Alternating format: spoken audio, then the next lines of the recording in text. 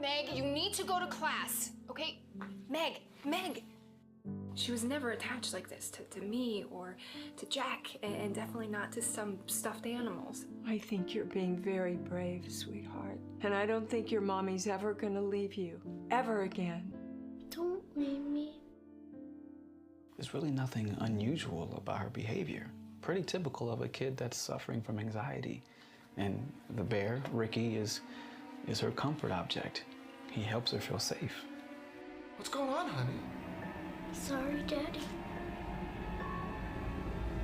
Meg, what